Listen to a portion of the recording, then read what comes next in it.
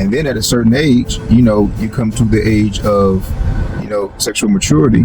You start orienting yourself one way or another. You know what I mean?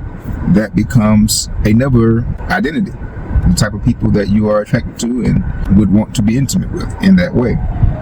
That's another assumption of identity.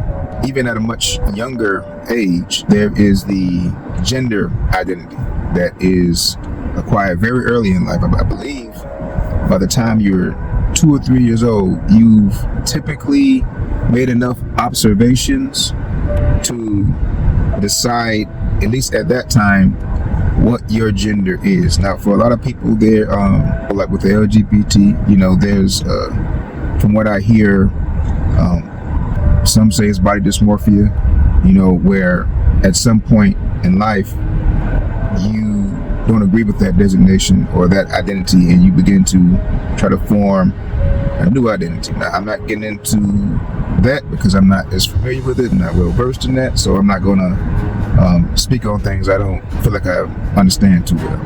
But I do know that that is another branch of branching off of identity. But typically, they say that the gender identity is formed in early childhood, around 2 or 3 years old. You kind of know what you want to identify as, typically. So many of us, all of us, have several different identities that are more prevalent in certain environments than in others. What do I mean by that? Okay, so take for example, when I was in the military, right? I was stationed at a duty station. I'm going to be vague, and 3 other service members that I served with. 2 of them were Puerto Rican, 1 was black. They were real cool. They were real click tight. And I'm not gonna mention the names, because of the nature of the story. They got into some trouble. They were having some trouble adjusting to the military lifestyle.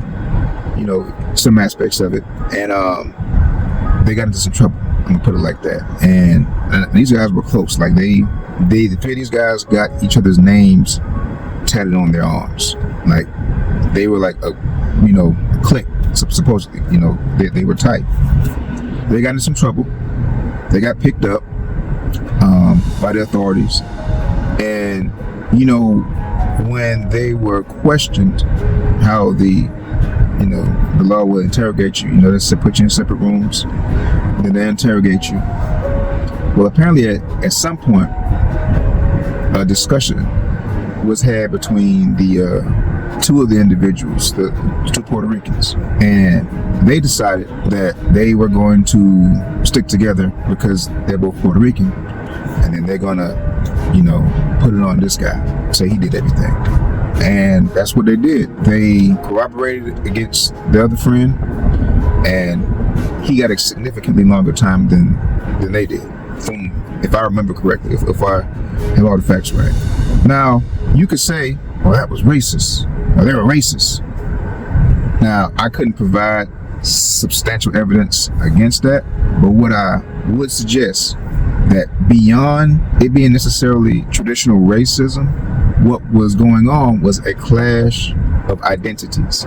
You see, they had an identity as service members, they had identity as friends connected to one another, and they also had their ethnic identities.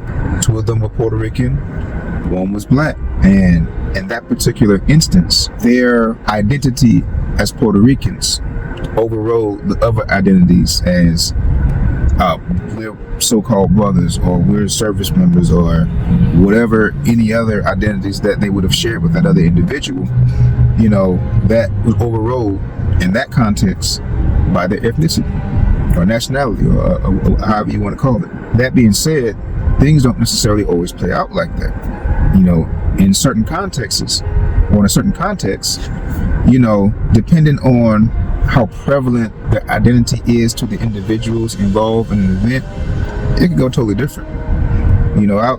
I've seen, service members of differing, colors, colluding against somebody else who may be of the same color as one of them. And you can tell in that moment their identity as service members or it overrode their ethnicity in that context.